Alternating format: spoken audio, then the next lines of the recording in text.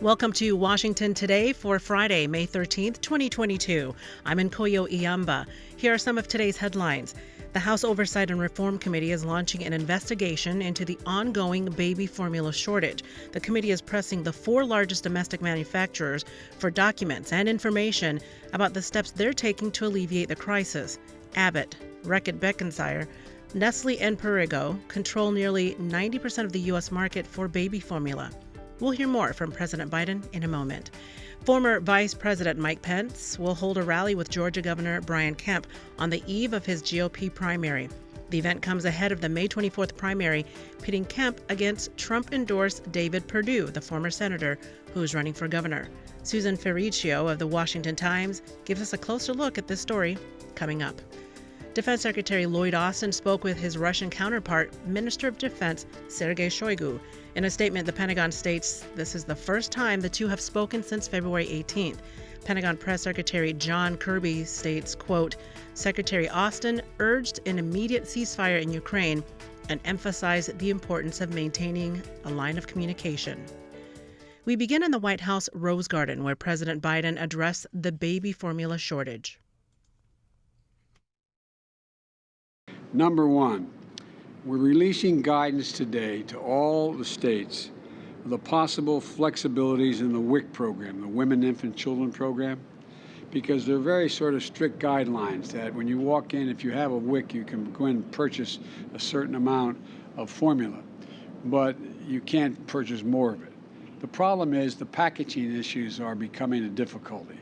And so we've changing it so that the WIC program, you can buy what's on the shelf, so that they're not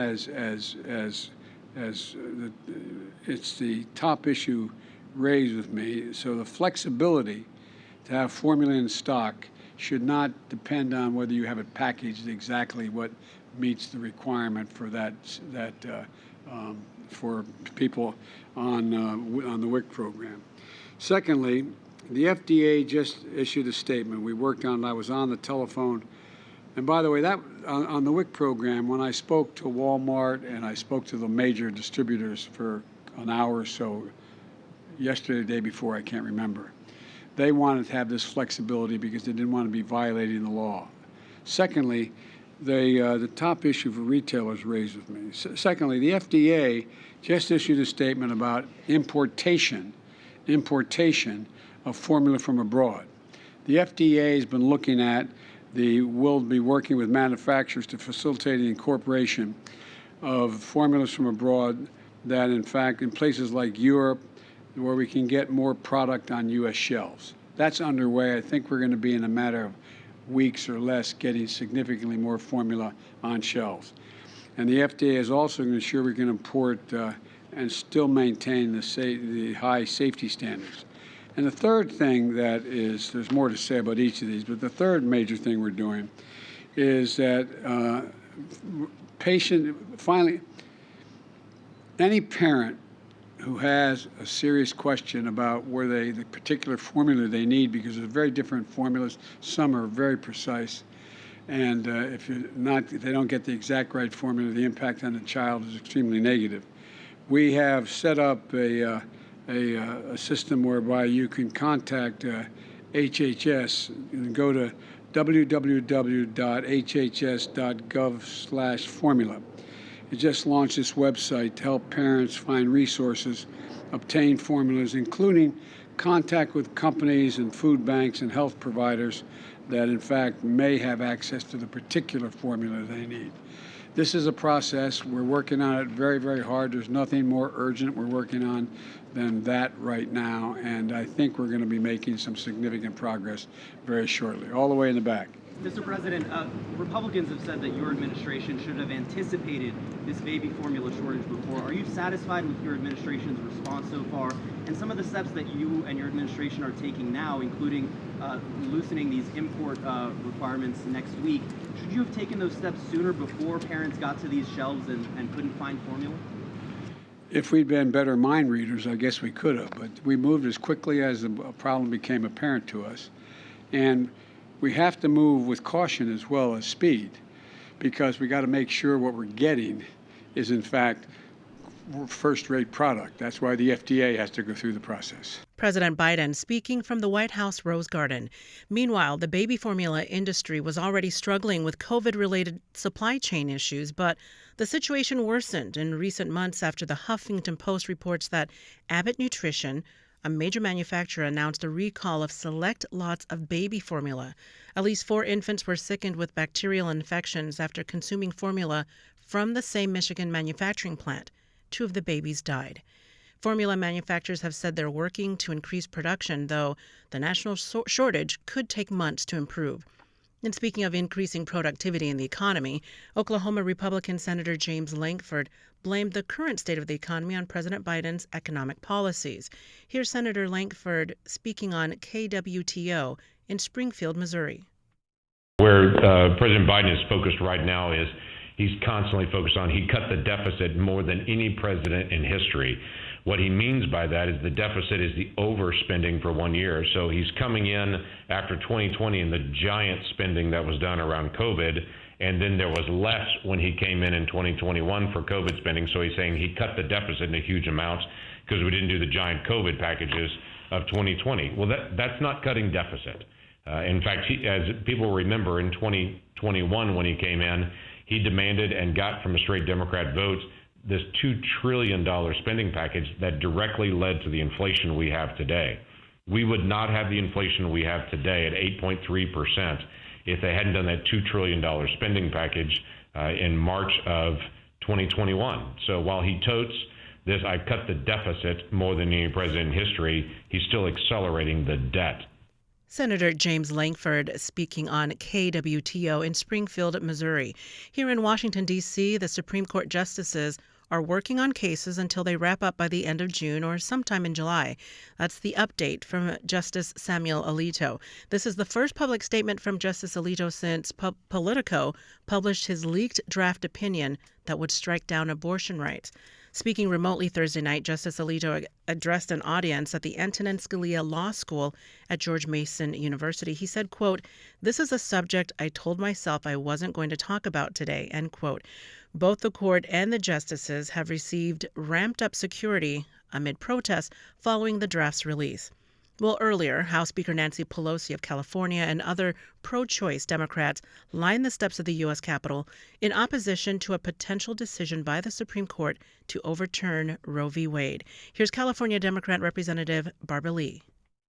Let's be clear, we are truly facing a crisis moment, with the Supreme Court seemingly poised to overturn Roe and extremists making clear that they won't stop. They won't stop until a nationwide abortion ban is enacted. We're facing an unprecedented attack on reproductive freedom. Everyone here shares the feelings of those across the country. We are angry, yes, that after 50 years of constitutional protections of our bodies, we are now yet again fighting for our rights. This is personal for many of us. It's personal for me because I know firsthand what being denied access to legal abortion looks like. I have personally experienced the fear, the stigma, the trauma, the despair of being denied the care that you need.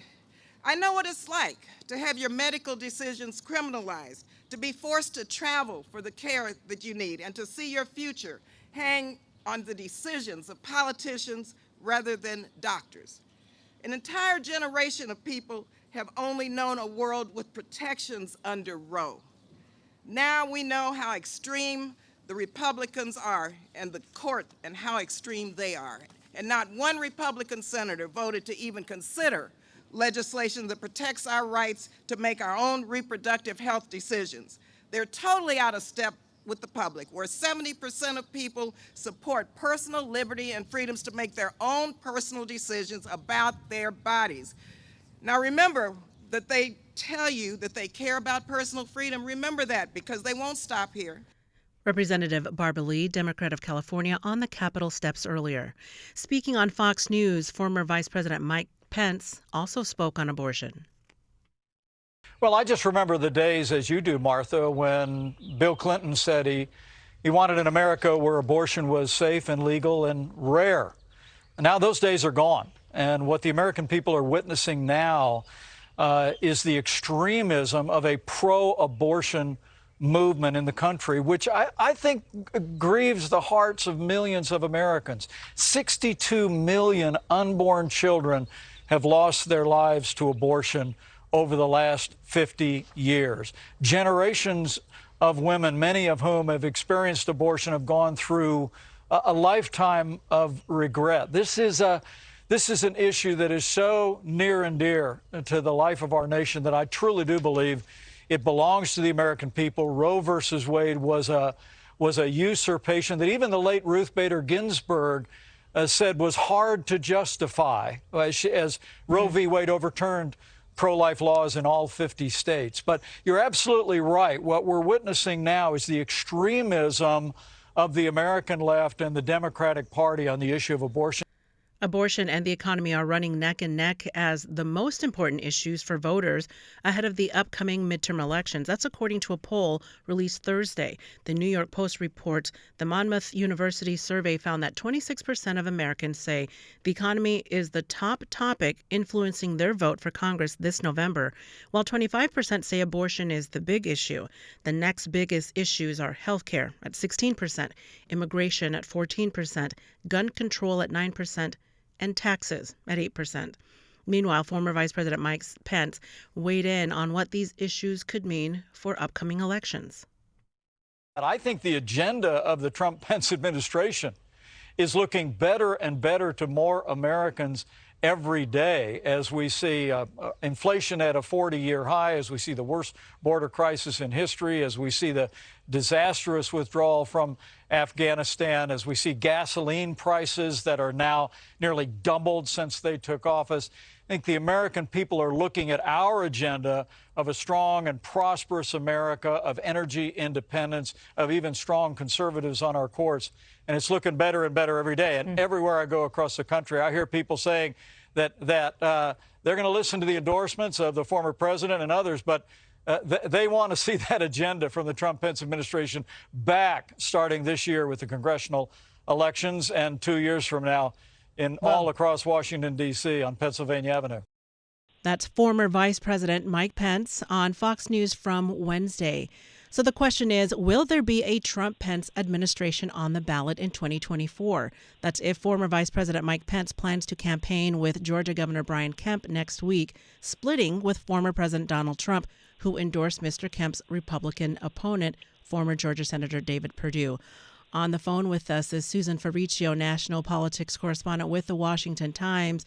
Susan Ferrechio, please explain to us why the former Vice President Pence's endorsement matters. Well, it does matter. He's a former vice president, and there are many people in the party who admire him and see him as an important part of the Republican Party. And he's well respected, and he's a solid conservative. And in Georgia, that really matters, especially in the primary, where primary elections tend to bring out the base on both sides. So for the Republican primary coming up, the base getting out are going to be conservatives. And so Pence's endorsement really matters. But it's also very interesting because the candidate who the former president is endorsing, President Trump, is David Perdue, the former Republican senator who lost his reelection bid in a runoff contest in 2020. So you've got the former president of the United States, pitted against the former vice president in their endorsements. And people will watch this closely and say it's sort of a little bit of a proxy fight between the two of them over these two candidates. Now, the incumbent governor, Brian Kemp, is well in the lead in polling. He's got a double-digit lead, and he's had one consistently throughout the race. Most people predict he will prevail in the May 24th primary, and that President Trump's choice, David Perdue, will not win. And so it will be seen as a loss in what has generally been a very good primary season for former President Trump. Many, not all, but many of his endorsements, including some real tough races like the one in Ohio, turned out in his favor and his candidate won. That's probably not going to happen in Georgia. And it does show that Vice President Pence, well, he's faded somewhat from public view. He hasn't done a heck of a lot publicly. He's done a few things here and there. He's certainly not been out making statements and making himself known at rallies, et cetera, the way President Trump has, people will still watch him and think about him as a potential 2024 candidate. But the larger question I think that people always wonder about is, well, won't he just be on the ticket if President Trump runs again? First, we don't know if President Trump's going to run. He hints that he will, but I can't predict that he will. I think there's a chance he won't, and there's a chance he will. It's just not clear right now, despite what he says. I don't think he's going to choose Mike Pence as his running mate. I think that relationship, at least at this moment, looks to be severed, and that's not going to happen. In fact, the president has said in various interviews, the former president, that it's unlikely he'll choose Mike Pence as his running mate. I think that the two of them had a falling out over the handling of counting the electoral votes after the election, and that they really never reconciled after that. And I believe that relationship is not going to recover enough for Pence to appear on the ticket with Vice President Trump, if he runs. And we don't know even if Trump's run. And I don't know if Mike Pence will run. I've talked to a lot of Republicans about this, and I think he's definitely considering it. He doesn't do as well in the polls as other options for President Trump, including Governor Ron DeSantis in Florida, who seems to be the leading candidate to run if Trump doesn't run, or even if Trump does run. So I'm not sure if Pence will dive into a primary, if that's what's coming up. But I do think that he wants to get it. He's feeling around, and endorsements are important. And in the Georgia race, it's particularly important because it's considered a swing state now, even though it's generally been a red state for a long time. But you've got more voters moving in from the north, migrating south, changing the electorate in Georgia gradually, but making it more competitive than it ever has been in the past. So it's an important race because Brian Kemp will be up against probably Stacey Abrams, the Democrat who ran against him 4 years earlier. She's a rising star in the Democratic Party, a prominent Democrat, and so this will be a closely watched race. And Pence will be seen as getting on board with Kemp, who's likely to be the winner in this upcoming primary. The Vice President Pence will be in Georgia campaigning with Brian Kemp on the 23rd, the day before the primary. Now, it'll be tough to really test the leverage that Mike Pence has, not only because there's not a ton of on his influence in the state because he hasn't been as prominent, but because Governor Kemp, the incumbent, is a staunch conservative. He's in the lead. He has been in the lead. There hasn't been a lot of movement. So it'd be hard to say whether he's going to really provide any benefit that Governor Kemp doesn't already have in that race. I think that's part of it. So he will likely endorse in additional races, too, that we'll be watching. And then, of course, everybody will wait to see what his own political future holds and whether he plans to get involved at all in the 2024 race for the White House. Pence breaks with Trump to campaign for Kemp in Georgia's governor race. Susan Ferrechio, national politics correspondent with the Washington Times. Find that headline at washingtontimes.com. Susan Ferrechio, thank you so much for helping us to navigate these political waters. My pleasure. Thank you. Washington Today continues in a moment. Book TV, every Sunday on C-SPAN 2, features leading authors discussing their latest nonfiction books. At 2 p.m. Eastern, in his book Dragon Slayers, Larry Schweiker, professor of history at the University of Dayton, talks about 6 presidents: Abraham Lincoln, Grover Cleveland, Theodore Roosevelt, JFK, Ronald Reagan, and Donald Trump, who he says took on the Washington swamp after taking office. And at 10 p.m. Eastern on Afterwards, Forbes media chairman Steve Forbes shares his thoughts on what's causing inflation in the U.S. and how to fix it.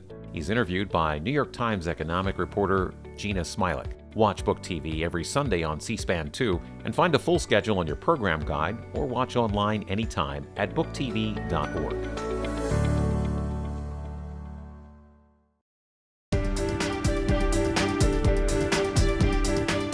Welcome Welcome back to Washington Today. Here are a few more headlines. Sweden's Foreign Minister Ann Linde says her country would join Finland and seek to join the U.S.-led military alliance NATO. Russia's invasion of Ukraine has forced Sweden and Finland to publicly pick sides after remaining outside of the alliance since it was founded in 1949 to counter the Soviet Union in the Cold War.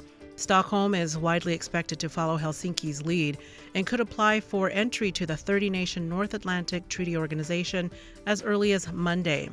Meanwhile, the United Kingdom has targeted Russian President Vladimir Putin's inner circle, including his rumored girlfriend, retired Olympic rhythmic gymnast Alina Kabaeva, in a new tranche of sanctions announced Friday.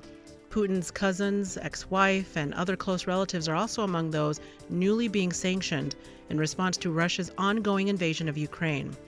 And WNBA star Brittany Griner had her pre-trial detention in Russia extended by 1 month Friday. That's according to her lawyer. The 31-year-old American basketball player has been in custody for nearly 3 months after vape cartridges containing oil derived from cannabis were allegedly found in her luggage. She faces drug smuggling charges that carry a maximum penalty of 10 years in prison. The WNBA and U.S. officials are working to get her home. We go now to the Department of Defense, where Pentagon Press Secretary John Kirby spoke about funding for Ukraine during his press briefing.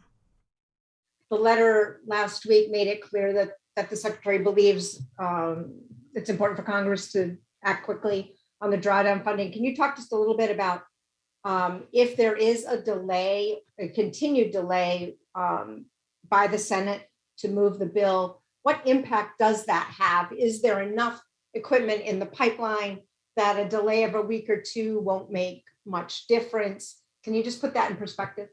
Yeah, we got about $100 million left in current authority that has not been allocated or announced.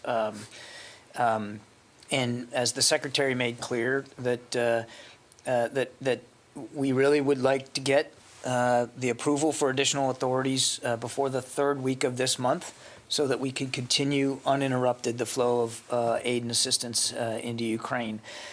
So obviously we continue to urge the Senate to act as quickly as possible so that we don't get to the end of May and not have any additional authorities to draw back to draw upon. But we believe with the authorities we have left, $100 million we have left, that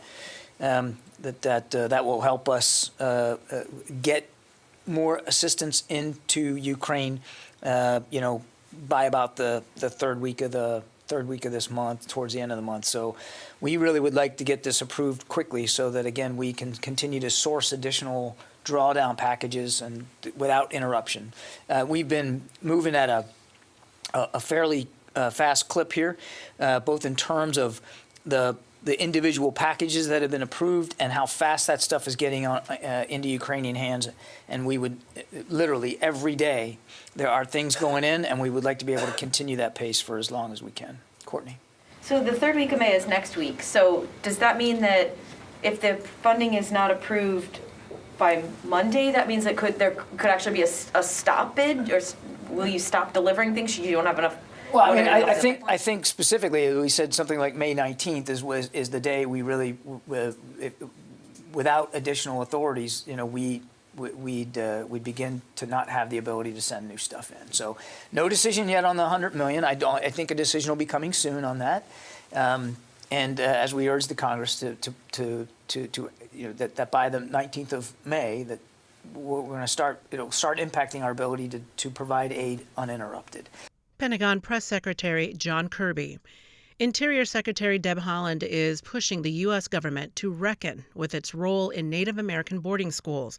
This week, the Interior Department released a first-of-its-kind report that named more than 400 schools the federal government forced Native American children to attend between 1810 and 1969. On Thursday, Ramona Tourette Klein, Turtle Mountain Band of Chippewa Indians, spoke about attending one of those schools as she testified before a House Natural Resources Subcommittee hearing. I'm a living survivor of the United States Indian boarding school policies and practices. I'm a real human being who was placed in a boarding school away from my parents when I was 7 years old. I am now almost 75 years old, and that experience has impacted my entire life. What impact has it had? I ask you to remember your own child, or perhaps a grandchild, going to school for the first time. That special moments when a child goes to school, but with the confidence that his mother or a relative will come back to pick up the child at school. Remember that feeling. Now imagine that experience if you would see that little child. You would not see that little child for the rest of the year, or perhaps even years, for no other reason except that child is an Indian child. I remember seeing my mom crying as she stood and watched 6 of her 8 children being placed on a big green bus and taken to Fort Totten Indian Boarding School in Fort Totten, North Dakota. That image is forever imprinted in my mind and in my heart. I remember arriving at Fort Totten and my long hair being cut very short, much like a boy's haircut, and being fine-combed with kerosene under the assumption that I had head lice. Ramona Charette Klein of the Turtle Mountain Band of Chippewa Indians. At least 500 children died at some of the schools, but that number is expected to reach into the thousands or tens of thousands as more research is done. A new report on Native American boarding schools revealed that the U.S. government was willing to force Indigenous people to agricultural labor or starve. Find that story at insider.com. With more on that story, we have DeArbea Walker, a fellow at Insider, on their Voices of Color desk. DeArbea Walker, please tell us more about this report. Yeah, so this report goes into detail. It was an investigation that was launched sort of on the heels of Canada sort of discovering that they too had boarding schools, and primarily they were investigating sort of what happened at these boarding schools. And so the U.S. Also had a similar history in that regard. And so they launched this investigation. Secretary Deb Haaland, who is a Indigenous woman, she's the first Indigenous woman sort of in a cabinet position, and she, as the Secretary of the Interior, launched this investigation. And basically what was uncovered in this report was a lot of sort of information and documents from the time period about the U.S. policy at the time as it pertained to tribal nations, as well as specifically with the boarding schools, what was the intended goal and purpose and some of the things that took place at these schools. The report uses strong assertions such as, quote, the schools were created as an attempt at cultural genocide of Indigenous populations while simultaneously taking their land. Yeah, so in the report, on the land piece, it makes the assertion in the report that it was roughly 1 billion acres of land that was either taken through treaties or was taken through other means. And so the boarding schools were one of those categorized means outside of relinquishing of land through treaties. And so on that piece, that's something that's specifically from the report that's cited there. On the cultural genocide piece, that was tied specifically to the fact that students that were at these boarding schools, initially, a lot of these communities did not want to attend these boarding schools. And in the report, it cited that there were police or law enforcement that came into these communities to remove the children out of there. And at these specific schools, our reporter, Kelsey, at Insider, she did an entire sort of layout of the sort of conditions, speaking to folks that had been in these schools, but they were not allowed to speak their tribal languages. They were very sort of on a strict, rigid schedule in terms of what they could do. And sort of what they were allowed to say and all these different things. And so the conclusion there by a lot of different scholars and things like that was that this was an attempt at cultural genocide because they were not allowing these communities to sort of practice their rituals, but also sort of strip them of their ability to communicate in their native languages. And in fact, at least 408 federal Native American boarding schools were run in the U.S., and hundreds of students died. That's according to this report. Talk about that some more. Yeah, so that was just one of the underlying conclusions, which they still had tied in the report, saying that they have to do further sort of analysis of that to really get at like what the underlying number is. But that is sort of a estimate in this report of overall sort of what the impact these schools had to the communities, and sort of like specifically the harm that was caused in these schools. Like when you're talking about, children dying sort of at these institutions, that's something that previously, like a decade ago, it wasn't really sort of well known or talked about sort of in that regard, but actually putting a figure with that is something that this report did. Well, this happened going back as far as 1869, well into the 1960s. So why is this report coming out now? Right. This is just a personal sort of just observation. Canada has sort of began their own investigation a couple of years ago as it pertained to the boarding schools and boarding schools that were in Canada specifically. And when Secretary Deb Haaland took over the Department of the Interior, sort of her department as one of the lead things that they were going to be doing, in addition to looking into sort of abuses and missing Indigenous girls, young girls and women, this was one of their sort of leading tasks is investigating sort of the impact that these boarding schools had on tribal communities. And so this sort of, was born out of sort of other Canada, for example, what they were doing in their country as it pertained to this. And I think also what expedited this as well was sort of the George Floyd protests and sort of racial justice and sort of trying to sort of get at the the root of like the history as it pertains to Indigenous communities. And now that you do have an Indigenous woman sort of over the Department of the Interior, she was able to lead those efforts and make it a priority too. So what happens now that this report has been released? I guess what do those involved want to accomplish? Just based on what I have just read from Indigenous writers, is I think that this was just the first step in getting the information out there so that people were aware that this did happen, and that, like the government, we're a partner sort of in this investigation of trying to figure out what actually happened at these boarding schools and to these young children. So I think that was the first step. I think the next step potentially could be an apology from the U.S. government for its role in these schools. I know that that's something that was brought up by a Indigenous writer, was sort of potentially next steps of a apology being there. So right now, though, since this report came out a couple of days ago, right now it's just let's make sure that people are aware this did happen. This is the history, that these were documents sort of written specifically in regards to the labor or starve sort of thing that was written in 1850, that this was a U.S. sort of documented stance that they wrote down, and sort of making sure that people were aware of the history there. DeArbea Walker, a fellow at Business Insider on their Voices of Color desk. Find her story at insider.com. Thank you very much for giving us a closer look at this story. Thank you. Tesla billionaire Elon Musk has put his plan to buy Twitter on hold, at least for now. Musk tweeted early Friday that he wanted to pinpoint the number of spam and fake accounts on the social media platform. However, the company has disclosed low bot numbers and regulatory filings, which is leading some analysts to believe that Elon Musk is raising the issue as a reason to possibly back out of the $44 billion acquisition.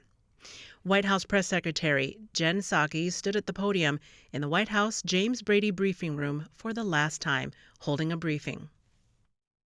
This is my last briefing, and it is, Brian. And I wanted to start with a series of thank yous. I promised myself I wasn't going to get emotional. Whew. Okay. Thank thank you. I want to say thank you to the President and the First Lady. They entrusted me in serving in this role for the last 15 months. And I've talked about this a little bit before, but during my first conversation with them, which was in November of 2020 after the election, I was very nervous when I went to see them in Delaware. And really what we talked about for the majority of our conversation was the importance of returning integrity, respect, and civility to the White House. The small sliver of my job here in engaging with all of you, that doesn't not mean that we haven't let our Irish side show, mine and the President's as well, from time to time. I recognize that. But on my best days, and as I look back, I hope I followed the example of integrity and grace that they have set for all of us and do set for all of us every day. And I'm incredibly grateful to them. Secretary Psaki faced questions on crises old and new, foreign and domestic. She addressed the baby formula shortage and gun violence, immigration and war, but not before she said this.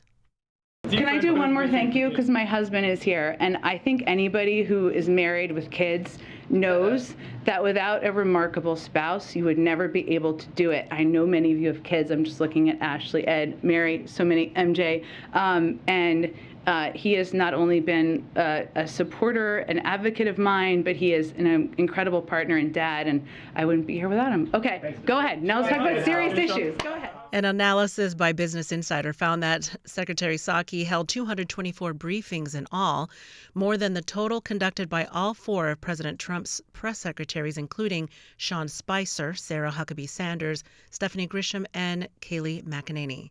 Psaki is rumored to join MSNBC as an analyst, and Karine Jean-Pierre begins her new role as White House press secretary on Monday. A reminder that this program is available as a podcast. Listen anytime at cspan.org/podcasts or wherever you listen to podcasts. Also, if you'd like more on the stories that are shaping Washington delivered daily right to your inbox, you can subscribe to C-SPAN's evening newsletter, word for word. Just go to cspan.org/connect to subscribe. I'm Nkoyo Iyamba. Thanks for listening today to Washington Today.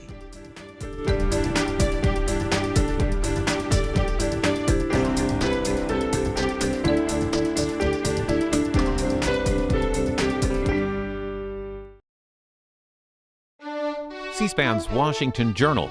Every day we take your calls live on the air on the news of the day, and we discuss policy issues that impact you.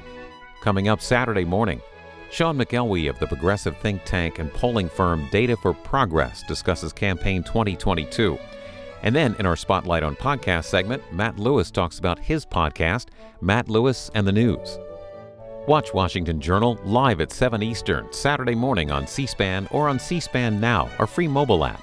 Join the discussion with your phone calls, Facebook comments, texts, and tweets.